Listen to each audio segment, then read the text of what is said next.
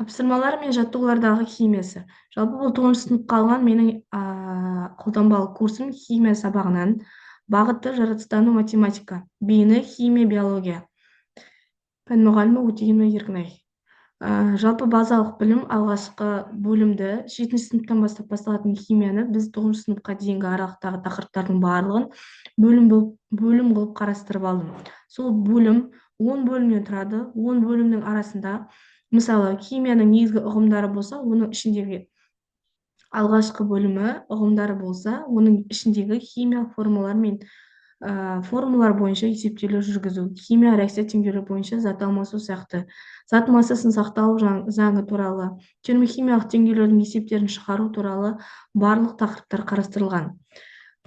Міне күнтізбелік тақырыптық жоспарыма байланысты, мысалы, химияның негізгі ұғымдары.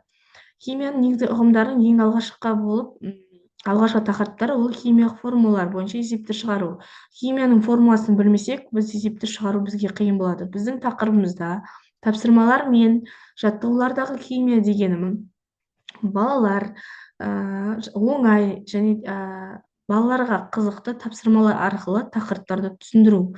Жалпы мақсатым мына суреттерге қарап отырып балалар формулаларды көру арқылы және сол тапсырмаларға қызықты тапсырмалар орындау арқылы тақырыпты тез түсініп алуға көмектеседі. Суреттерді қарап отырып, осы суреттен ақ бірден олардың формуласын беріп, формуласын жазу арқылы және сол суреттен қай заттың формуласы екенін көрсету арқылы формуланы тез жаттап алуға үйренседі. Бұл бізде бірінші тапсырма болып саналады. Бірінші тапсырмаға химиялық формулаларды жаттау болады және жаттауларға байланысты, формулаларға байланысты есептер шығарамыз. Есептер шығарғанда да бізде бірнеше түрлі есептер болады. Мысалы, бір элементті беретін болсақ, мысалы, темір элементіне қандай денелер жатады, қандай денелерден жасалады, ол қай жерлерде қолданады, сол туралы толық мәлімет береді де, сол элемент арқылы қандай формулалар пайдаланатыны, қандай формулаларда кездесетіні, біз өмірде қай жерлерде бұл формулаларды қолданамыз, соны білу арқылы балалар бүгінгі біздің өтетін тақырыбымызды химиялық формулалар мен есептерді тез түсініп алады. Неше түрлі тақырыптар бар бізде. Міне химиялық негізгі ұғымдарға бір тараудың өзіне 5-6 тақырып берілген. Сол 5-6 тақырыпты тапсырмалар мен жаттығуларды орындау арқылы жалпы химияның ұғымын түсінуге үлкен мүмкіндік береді.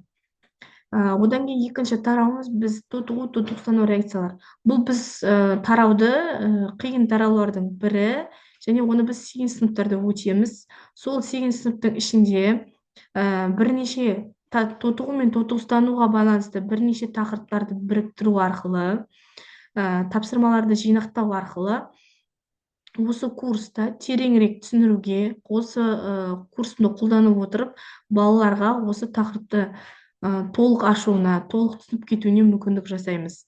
Балалар осы тақырыптарды білу арқылы химияны жақсы ұғынып, және барлық есептерін, барлық формулаларын да жаттап алуға үлкен септігін тигізеді.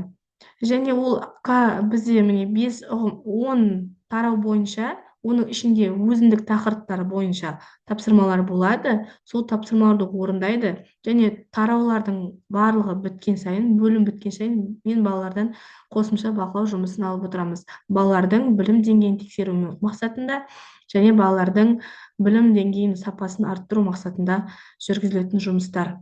Оған мысалы алатын тапсырмалар қызықты тапсырмалардың бірі мынау химиялық домино негіздеріндегі формуланы құрастыру.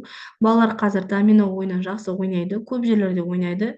Сол домино ойынын химия тілінде құрастырып тапсырманы, сол осы тапсырмаға қарап отырып, осы тапсырманы орындайды. Бұл жерде формулалар берілген, элементтер берілген. Осы доминоларды құрастырған кезде бұл формулалардың барлық қосындылар шығады, қай жерде гидроксид болатынын, қай жерде оксид болатыны көрсетілген, және гидроксид қай формуламен қосылған кезде реакция түзеді, соның барлығы толық түсіндіріліп, және осы тапсырма арқылы балалар химиялық формулаларды құрастыруды өте жақсы түсініп кетеді деген ойдамын. Одан кейін міне реакция типтеріне байланысты да балаларға қосылу реакциясын, айырылу реакциясының қалай жүретіндігін, қандай реакцияларды қосқан кезде реакция болады, қай жерде реакция жүрмейтіндігін, жылу, экзотермиялық реакция, эндотермиялық реакция дегенді ажырату, соның барлығы толық түсіндіріледі.